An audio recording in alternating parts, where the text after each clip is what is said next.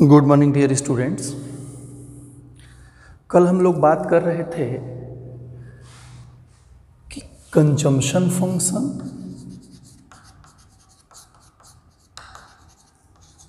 And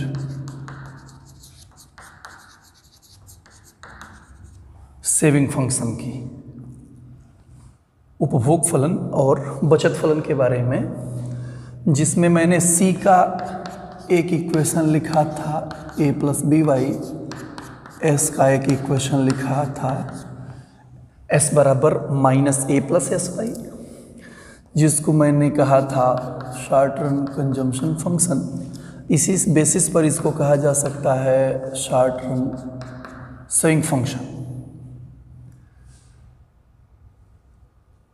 अब इन दोनों का कनेक्शन अगर हम एक साथ देखें तो हमको कुछ इस तरीके की बात समझ में आती है।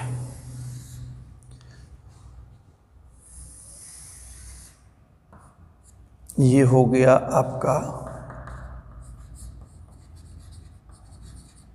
डिस्पोजेबल इनकम,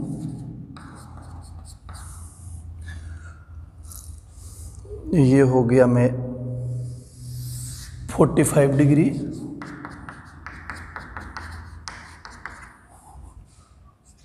ये हो गया आपका सी,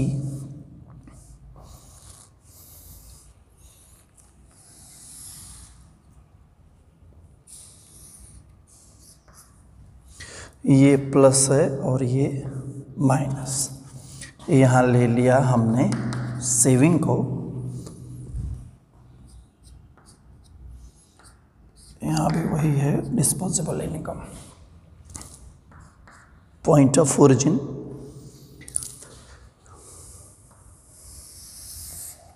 ये हमने खींचा सी की एक रेखा उपभोग की,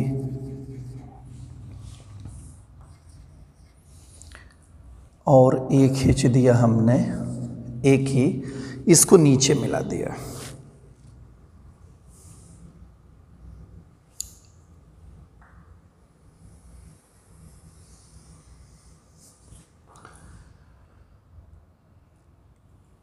जितना ए प्लस है कंजम्पशन के फंक्शन में, उतना ही सेविंग में ए माइनस है। तो ये डिस्टेंस आप मेजर कर लीजिए, और ये हो गया ये डिस्टेंस,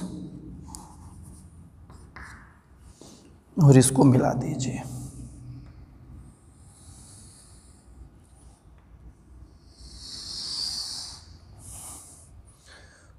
ये हो गया एस। अब आप एक खास चीज़ देखें कि यहाँ क्या है, सी वाई के बराबर है। इस पॉइंट पर मान लीजिए ये नाम है ई, हमने लिख दिया सी इक्वल टू वाई। इसके करस्पॉन्डिंग यहाँ हमने लिखा एस इक्वल टू 0, यानी सेविंग क्या है, 0 है जब वाई बराबर एस है। इसके ऊपर जाइए, ऊपर, यानी सेविंग क्या है, पॉजिटिव है, यानी कि सेविंग इज ग्रेटर देन 0। नीचे क्या है, सेविंग इज, इस एरिया में saving is less than 0।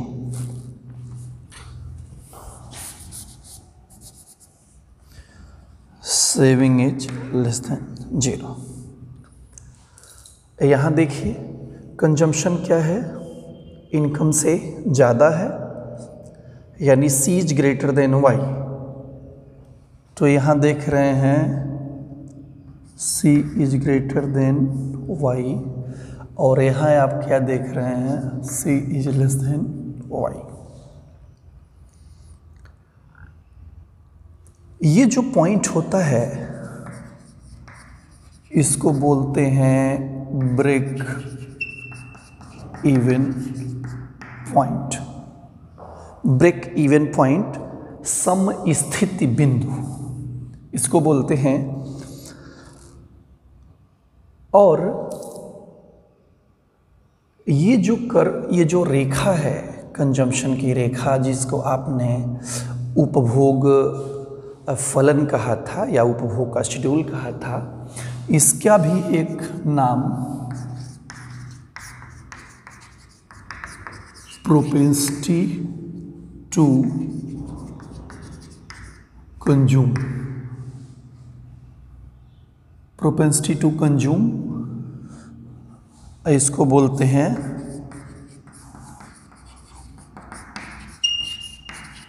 propensity to save, propensity to consume and propensity to save, ये लाइन है।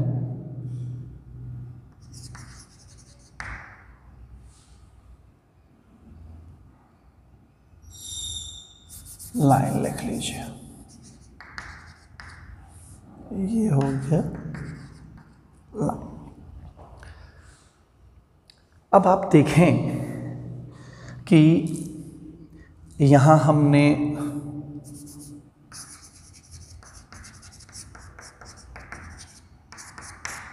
कंजम्पशन को लिया। अब जरा इसको ध्यान से देखें तो हमने दो एक्सिस को लिया है, C और S को एक साथ प्रूफ करने के लिए हमने ये 45 डिग्री की एक स्केल लाइन खींची जो बताती है कि इनकम और एक्सपेंडिचर दोनों एक दूसरे के बराबर होते हैं। ये स्केल लाइन कहलाती है, मैं इसका डिस्कशन पहले भी कर चुका हूँ।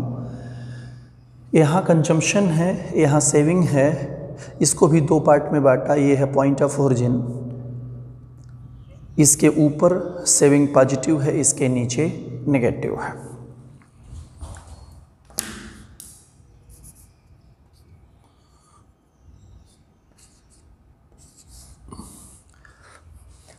मैंने एक कंजम्पशन की रेखा खींची है जो आपने कहा C बराबर A प्लस बी वाई है, A is not equal to 0 and B is greater than 0, positive.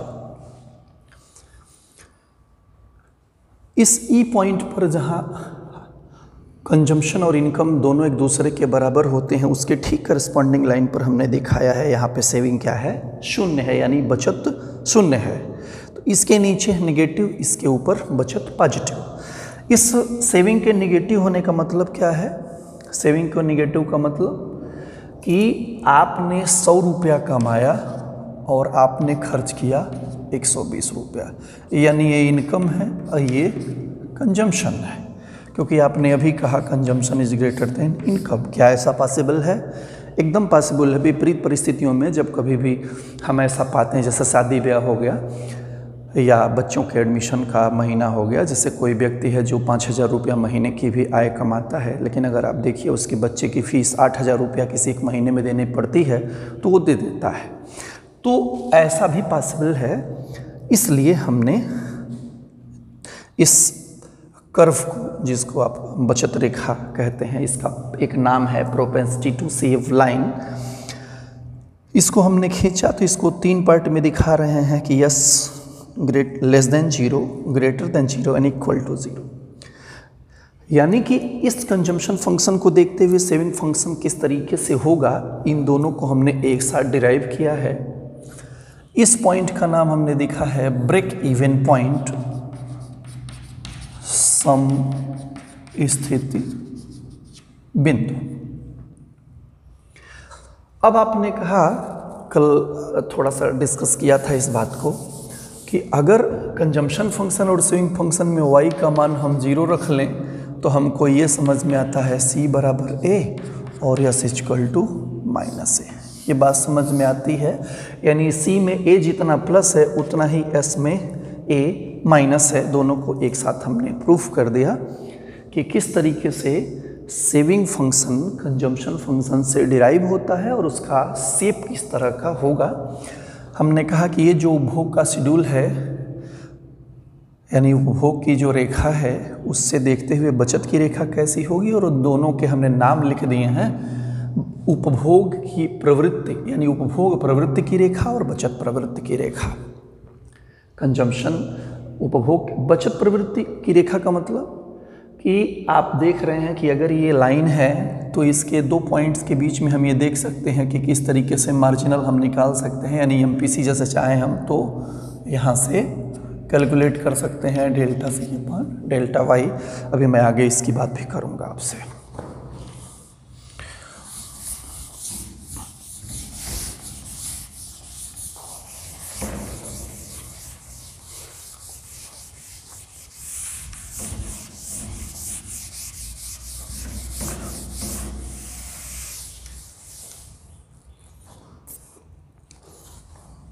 कल मैंने ये डिस्कस किया था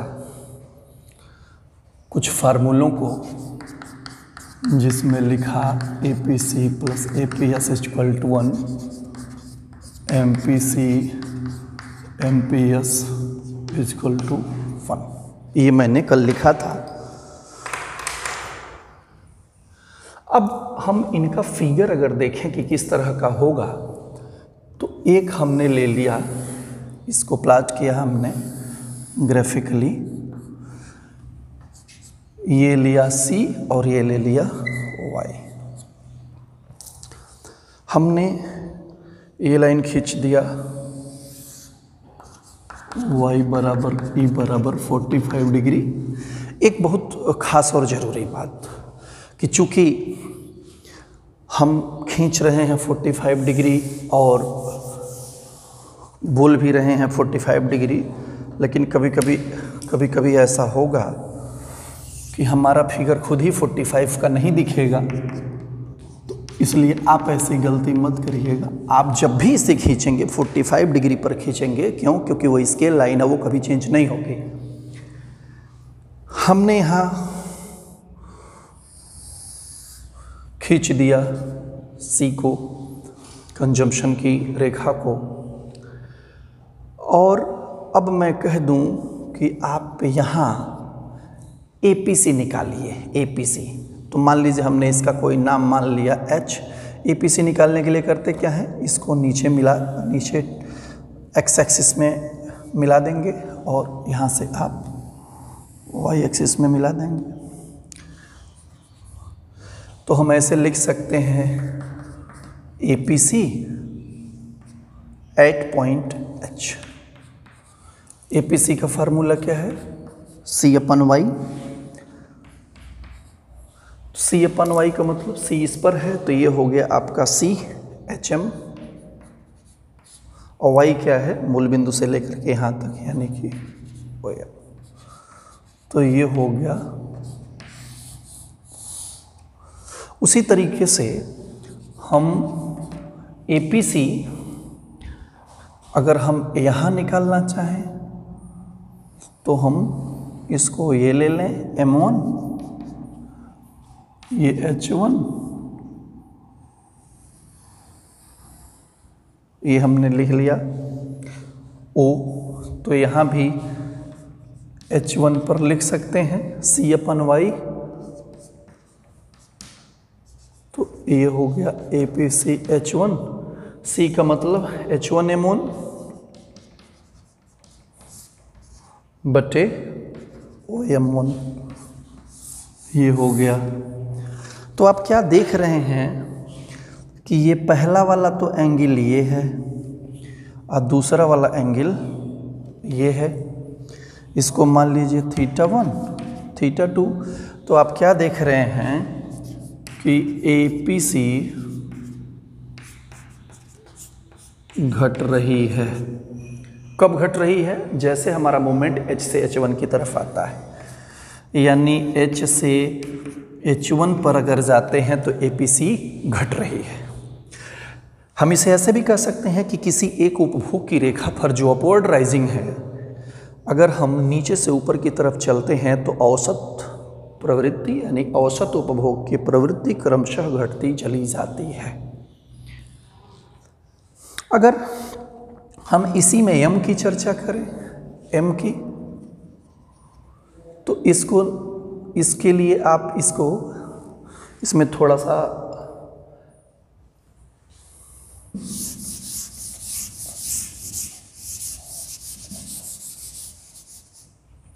थोड़ा आगे की तरफ बढ़ा लिया मैंने।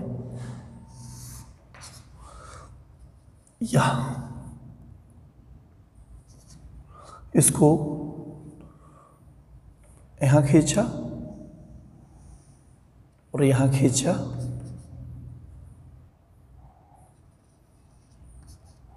L। तो अगर हम MPC निकालें तो हमको क्या समझ में आता है, डेल्टा C/∆Y। डेल्टा C का मतलब SK और डेल्टा Y का मतलब LK। तो MPC हो गया ये।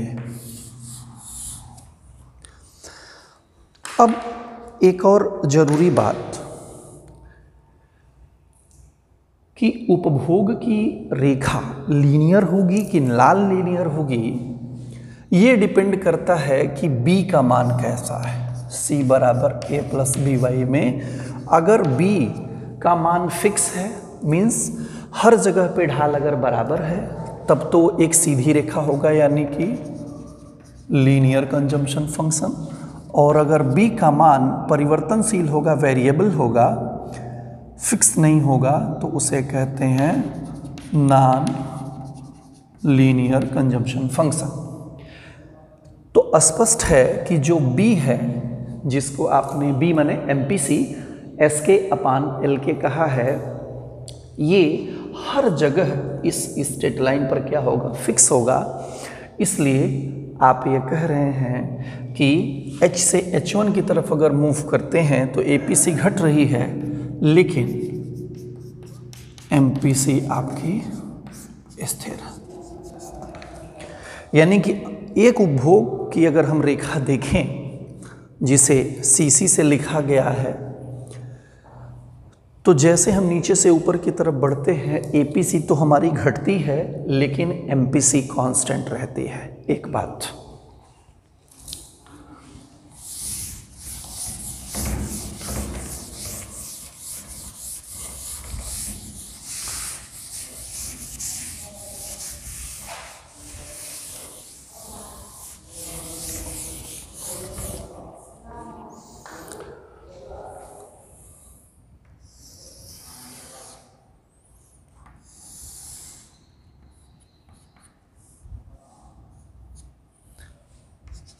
यहाँ हमने C लिखा है, यहाँ Y लिख दिया, और ये खींच दिया हमने Y बराबर E बराबर 45 डिग्री, और यहाँ हमने एक रेखा और खींच दिया C का। आप क्या देख रहे हैं, C बराबर A plus B y, short run consumption function. आपने कल कहा था कि साइमन कुजनेट्स का यह कहना है कि बहुत सारे एम्पिरिकल स्टडीज से यह देखा गया, चूँकि वो बहुत बड़े इकोनॉमिस्ट थे, उन्होंने यह देखा अपने एम्पिरिकल स्टडीज़ के माध्यम से कि ए का मान उनको 0 मिलता है, इसलिए उन्होंने जो कंजम्पशन फंक्शन कहा इक्वल टू C बराबर A प्लस बी वाई, और इसको वो कहते हैं लॉन्ग रन कंजम्पशन फंक्शन। अब चूंकि b का मान 1 से कम होता है, हम b की लिमिट पर इसकी बात अभी करेंगे थोड़ी देर में, तो b का मान चूंकि b की जो लिमिट होती है, लिमिट ऑफ MPC b का मान 1 से कम होता है और 0 से ज़्यादा होता है, यानी b धनात्मक तो होती है लेकिन 1 से कम ही होती है। इसलिए हमने जो C की रेखा खींचा है वो इस 45 डिग्री के नीचे खींचा है। अब अगर इनकेस मान लिया b = 1 हो जाए तो C बराबर y, तो C बराबर y है, तो इसी रेखा को हम फिर से क्या बोलेंगे, C बराबर y, यानी वो ठीक इसके लाइन हो जाएगी। लेकिन चूंकि व्यवहार में ऐसा संभव नहीं होता, इसलिए हम जो ये कर्व खींचे हुए हैं, इस लाइन खींचे हुए हैं, इस 45 डिग्री के नीचे है, और ये हम यहाँ लिख सकते हैं C = A प्लस B। अब अगर हम यहाँ देखें तो अगर मान लीजिए हमने इसको लिख लिया A1, तो यहाँ मिला दिया H, और इसको इसमें फिर पॉइंट ऑफ ओरिजिन में मिला दिया, तो हम इसको यहाँ से लिख सकते हैं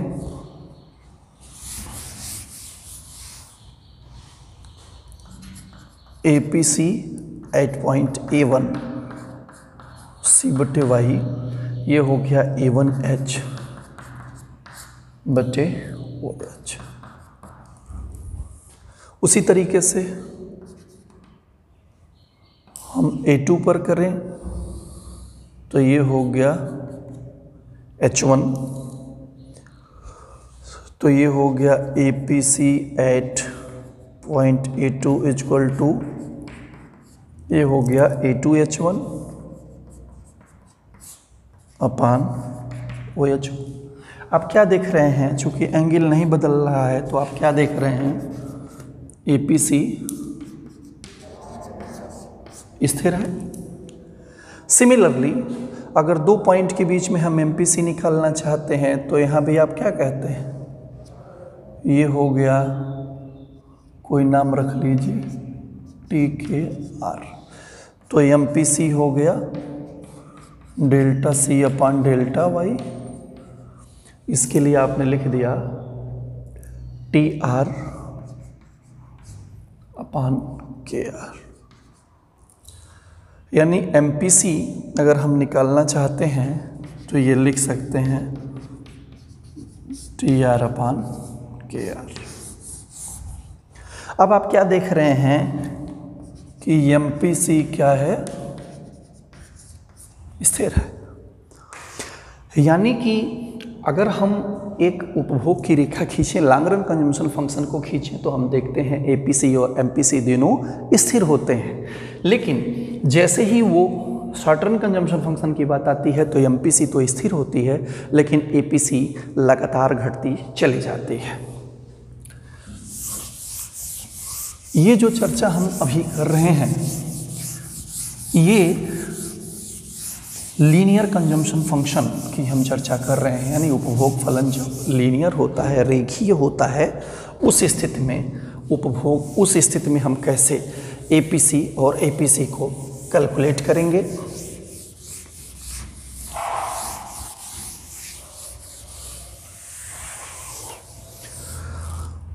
अब अगर हम कुछ इस तरीके से चर्चा कर लें, नॉन लीनियर कंजम्पशन फंक्शन की, गैर रेखीय उपभोग फलन की, तो गैर रेखीय उपभोग फलन की स्थिति में APC और MPC हम कैसे निकालते हैं उसको आप देखिए। हमने एक खींचा उपभोग फलन का एक वक्र खींच दिया और इस पॉइंट पर हमको मान लीजिए ये है L, तो उपभोग फलन के L बिंदु पर अगर हमको APC कैलकुलेट करना है तो हम उसे क्या करते हैं,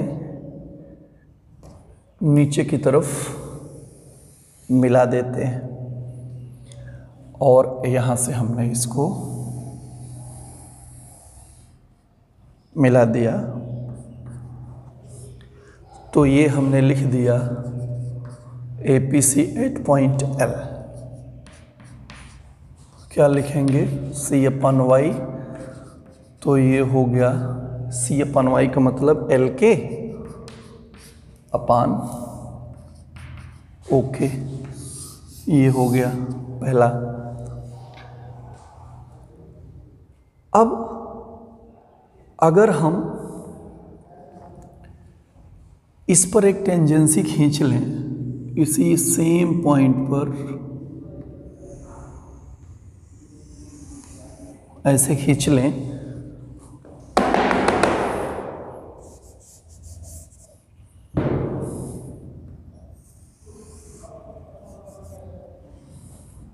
यहाँ, और जहाँ y एक्सिस में मिल रहा है वहाँ से इसको मिला दें।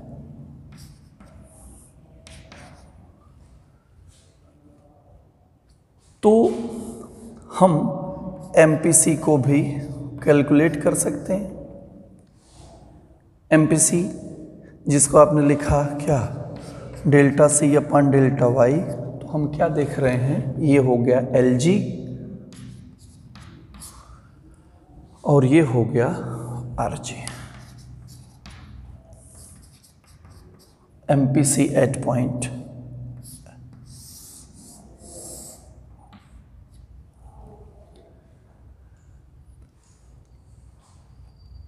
अब अगर मान लिया हमको,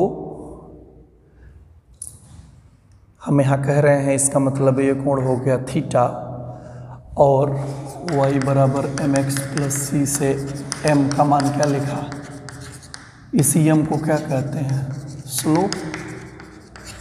तो ये स्लोप अगर वेरिएबल है, फिक्स नहीं है, तो आपने कहा कि वो consumption function non-linear consumption function होगा। और उस स्थिति में आप देख रहे हैं किस तरीके से एपीसी और एमपीसी दोनों कैलकुलेट किए जाते हैं। ये हो गया आपका एक तरीका जिसमें नॉन-लीनियर कंजम्पशन फंक्शन की केस में हम एपीसी और एमपीसी को कैलकुलेट कर रहे हैं। आप अगर अपनी थोड़ी किताब चेंज करें तो उसमें कई जगहों पर अलग अलग तरीके से निकालने के तरीके दिए हुए हैं। जैसे मान लिया हमने कुछ इस तरीके की बात कर दिया, एक कंजम्पशन फंक्शन हमने खींचा इस तरह का, और हम कह दें कि ये पॉइंट है, ये A1 है, ये H1 है, इसको मिला लिया L1, यहाँ C है, यहाँ Y है। उसी तरीके से अगर हम एक दूसरा कोई बिंदु ले लें A2, तो ये हो गया H2 और ये हो गया L2। तो अगर हम किसी एक नॉन लीनियर कंजम्पशन पर दो बिंदु ले लें और हमको एमपीसी निकालना हो, तो एमपीसी निकालते हैं दो बिंदुओं के बीच में, यानी A1 to A2 के बीच में, तो क्या लिखते हैं?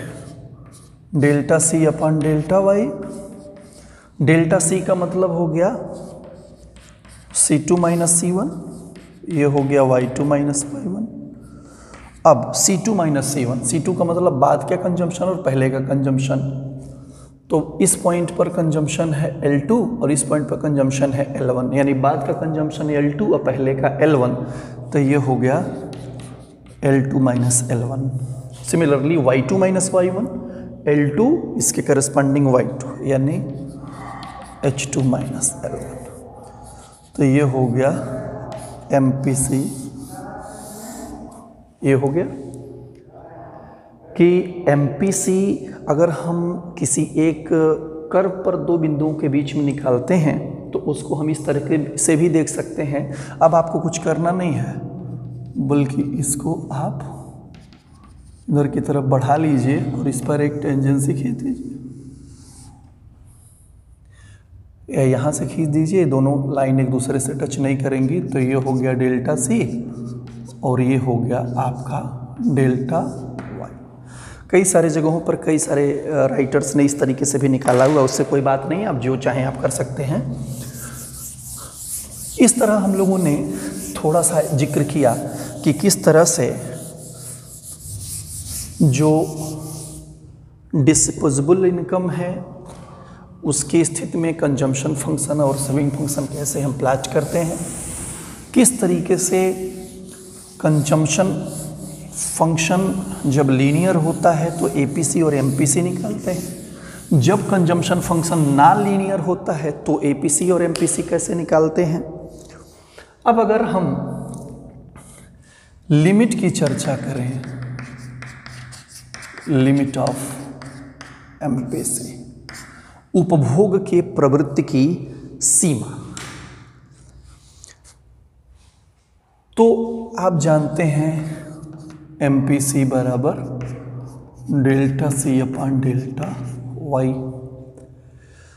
तो ये समझ में आता है कि MPC का मान क्या हो सकता है, 0 हो सकता है, और MPC का मान 1 हो सकता है। MPC बराबर 0 होने का मतलब क्या है कि हमारी आय के बढ़ने के उपरांत हमने कंजम्पशन में किसी भी तरीके का कोई भी परिवर्तन नहीं किया। 1 का क्या मतलब है? MPC बराबर 1। इसका मतलब ये है कि जितना हमारे आय में परिवर्तन होता है या वृद्धि होती है उसका समस्त भाग उपभोग पर व्यय कर दिया जाता है। तो MPC की जो लिमिट है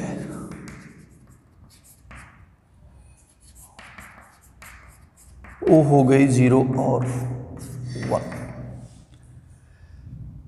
अब आप जरा इसको अपने उससे देखिए, इक्वेशन से,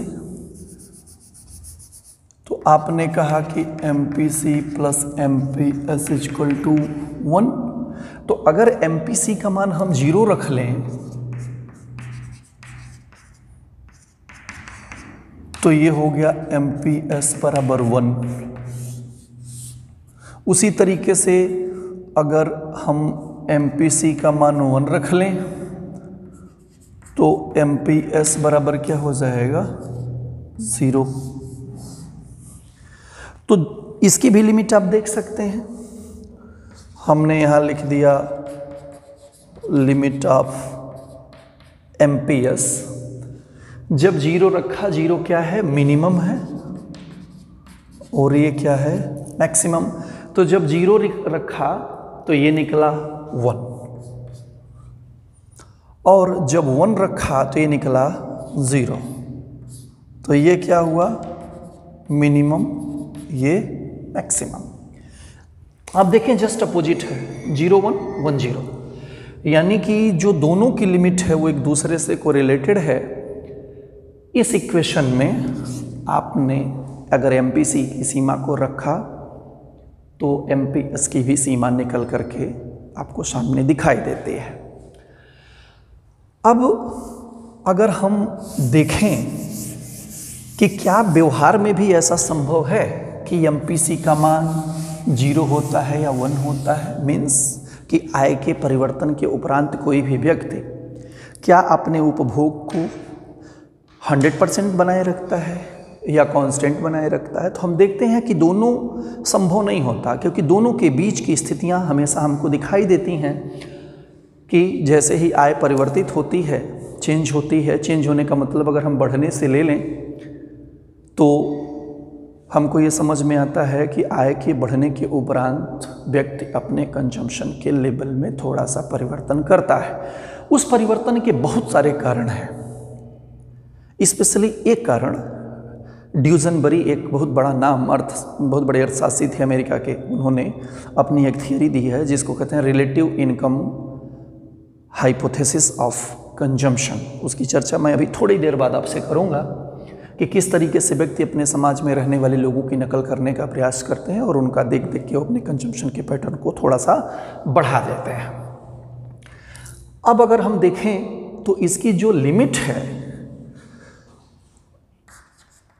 लिमिट ऑफ MPC, वो हमको ऐसे मिलती है greater than 1, less than 1 and greater than 0, ये हमको मिलती है लिमिट। इसलिए चूंकि ये दोनों लिमिट है, इसलिए इसको कहते हैं थियोरेटिकल लिमिट और इसको कहते हैं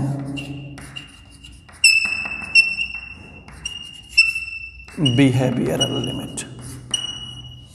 जो सैद्धांतिक हमारी सीमा है 0 1 और जो हमारी व्यवहारिक सीमा है उसमें MPC का मान इकाई से कम होता है लेकिन 0 से ज़्यादा होता है। अब अगर हम MPC के लिमिट को देखें व्यवहार में तो हमको समझ में आता है कि अगर आप इस इक्वेशन से देखें MPC plus MPS equal to 1, तो अगर ये 0.9 हो गया तो ये 0.1 होगा, क्योंकि दोनों का योग 1.0। यानी हो सकता है कि व्यवहार में हम 100% अपने कंजम्पशन को कर ले जाएं, या हो सकता है बिल्कुल ना करें, लेकिन जनरली ऐसा होता नहीं। आप जरा व्यवहार को देखिए तो आपको खुद समझ में आएगा कि ये इन दोनों के बीच में ही कहीं दिखाई देता है। बी के अपने इम्पॉर्टेंस भी हैं कि किस किस तरीके से बी अपनी एक महत्वपूर्ण भूमिका निभाता है किसी भी देश के आय और रोजगार के निर्धारण में। इसकी चर्चा किन्स ने अपने मॉडल को प्रूव करते समय की है। BA सेकेंड ईयर में मॉडल का प्रूफ तो नहीं है, लेकिन थोड़ी सी बात हम इस पर भी कर देंगे।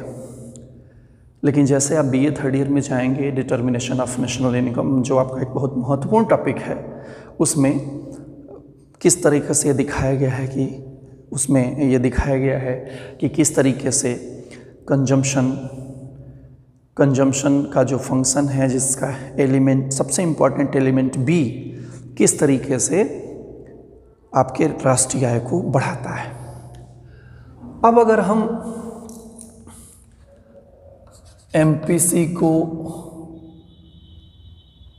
एमपीसी और एपीसी दोनों में संबंध देखना चाहें कि दोनों में किस तरीके का संबंध होता है, तो जो सबसे पहला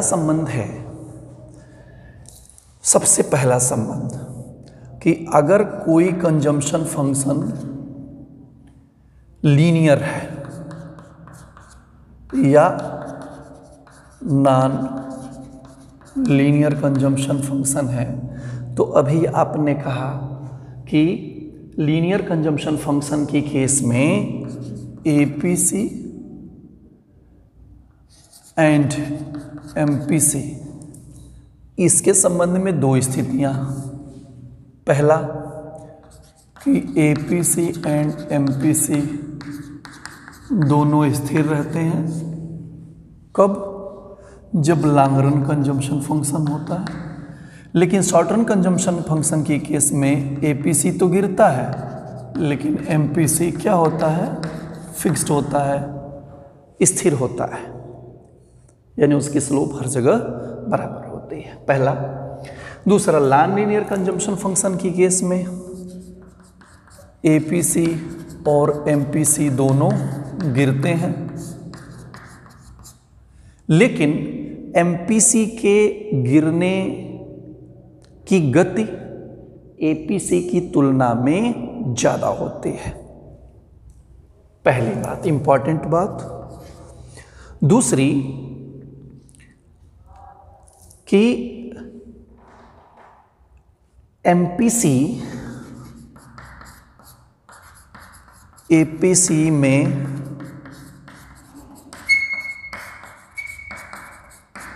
परिवर्तन की दर है।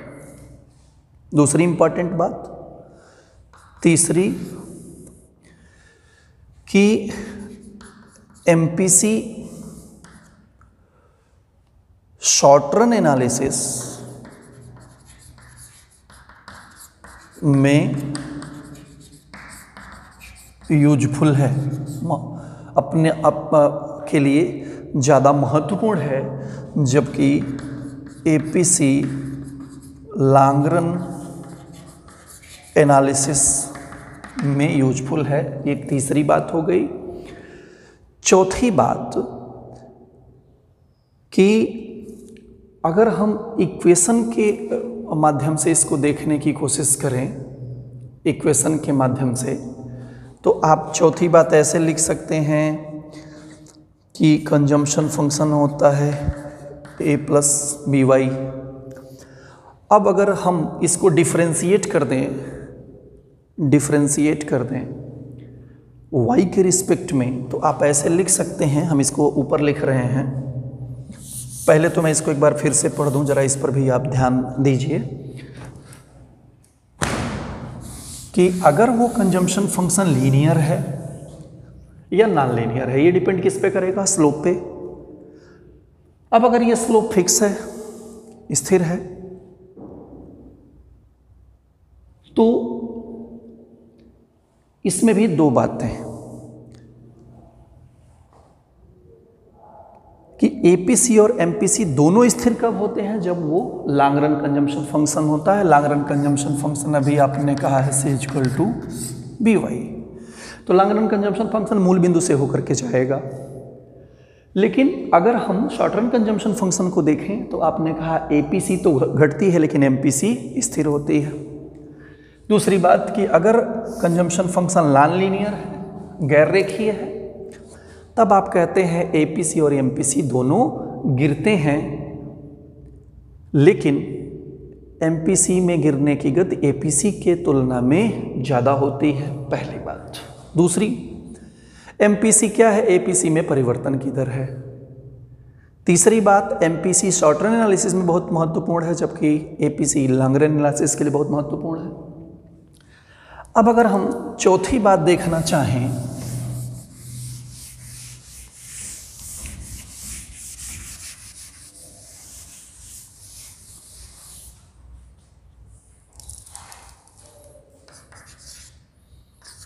C बराबर क्या है, a प्लस बी वाई, तो आपने कहा differentiate with respect to y of C या C, तो आप ऐसे लिख सकते हैं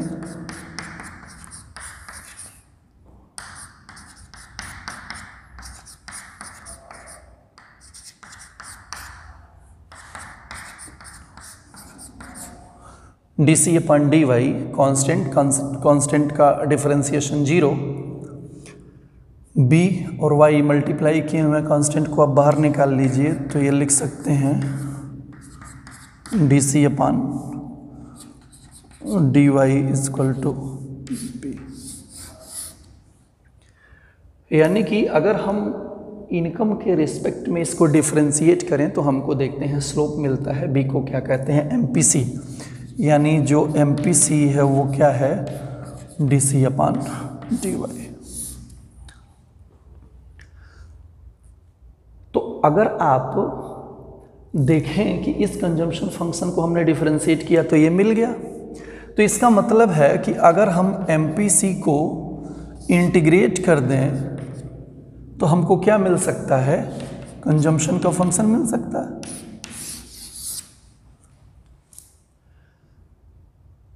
तो आप देखेंगे कि इंटीग्रेशन और डिफरेंशिएशन जो आपके थर्ड पेपर में है, इंटीग्रेशन और डिफरेंशिएशन का जो यूज है वो किस तरीके से कंजम्पशन फंक्शन के केस में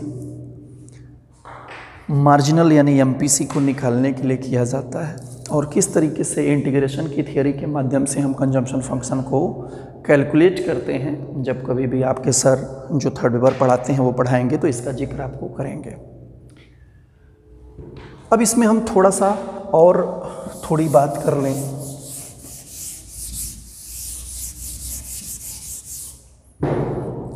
थोड़ी सी और चर्चा कर लें। C बराबर a plus B Y,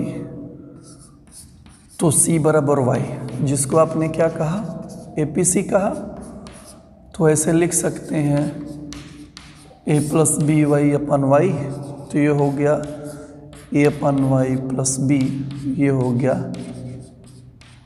APC।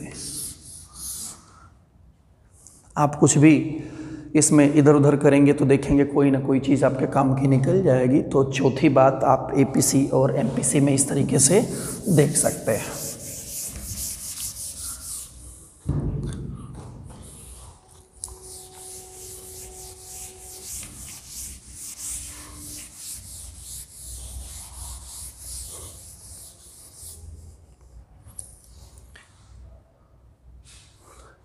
यहाँ तक आपने देखा, इसमें ये आपने देखा कि किस तरीके से कंजम्पशन फंक्शन सेविंग फंक्शन एक दूसरे से कोरिलेट किया हमने, किस तरीके से हमने इनके फिगर्स को प्लॉट किया लीनियर कंजम्पशन फंक्शन की केस में और नॉन लीनियर कंजम्पशन फंक्शन की केस में। इसके बाद हमने ये दिखाने की कोशिश की कि APC और MPC कैसे एक दूसरे से रिलेटेड होते हैं। फिर हमने देखा कि किस तरीके से MPC की लिमिट्स को निकालते हैं, थियोरेटिकल लिमिट को, बिहेवियरल लिमिट को, इनके अपने खुद के इम्पॉर्टेंस भी हैं। इसकी चर्चा हम आपसे आगे करेंगे।